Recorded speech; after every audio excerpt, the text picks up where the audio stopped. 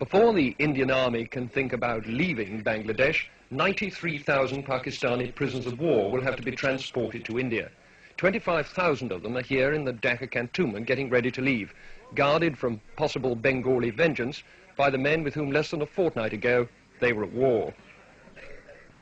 The Indian Army's Chief of Staff, General Sam Manekshaw, who's been paying a two-day visit to his troops in Dhaka, says that at the moment some 3,000 prisoners of war a day are being taken out of the country. He hoped that by the beginning of next month the daily average would be 10,000, and that in any case by the 15th of January all of them would be in Indian prisoner of war camps. By that date too, the General said, he would have reduced Indian armed forces here by 25,000. But they still can't all go home.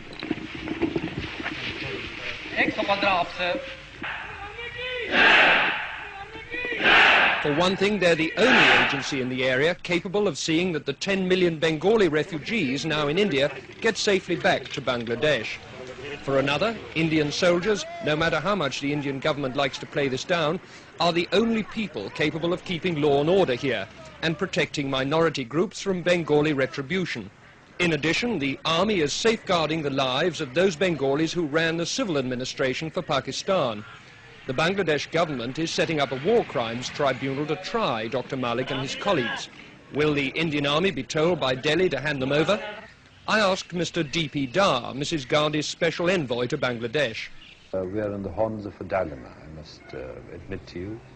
On the one hand, we do not want to do anything which is against the norms of international behavior. Nor do we want to do anything, on the other hand, which would even remotely impinge on the sovereign rights of the Bangladesh government and Bangladesh state. What does that mean in practice? Are you going to hand people over to a war crimes tribunal or not? That means, for the time being, that the position is being legally examined.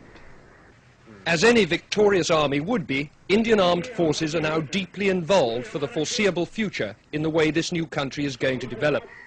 Richard Lindley, News at 10, Dhaka. The train is on its way to the river port of Narayanganj, a dozen miles away. The operation began long before dawn.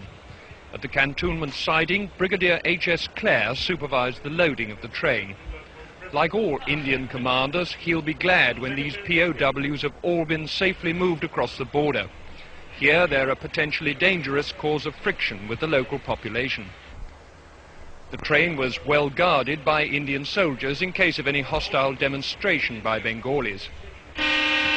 What's the attitude of these people on this train? Are they glad to go or what? Well, they're happy to get away from here, certainly. I'm quite sure that they won't have any hostile attitude when they go to India.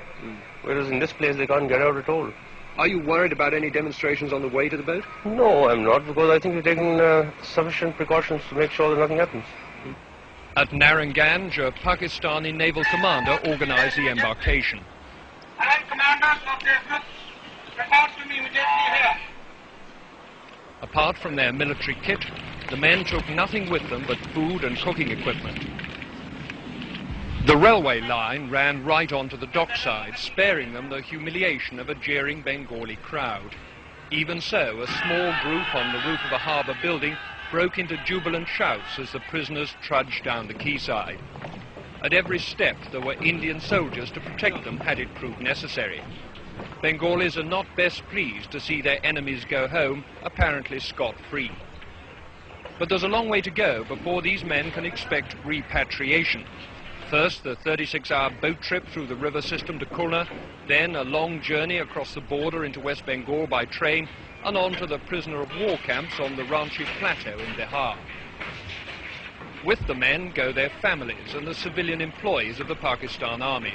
But there's no indication yet that other West Pakistani civilians, like the police chief or even the staff of Pakistan International Airways, are going to be moved. For the moment, the emphasis is on getting the soldiers out before their presence here causes trouble. And because many are still being brought into Dhaka from outlying areas, there are now 33,000 people to be shipped down the river. For those Bengalis cheering on the roof there, it's another day to savour the sweet taste of victory. For these prisoners of war, the bitterness of defeat. What lies ahead of these men is nothing but a tedious journey and the boredom of prison camp routine. But at least now they've begun that long journey home. Richard Lindley, News at 10, Naranganj.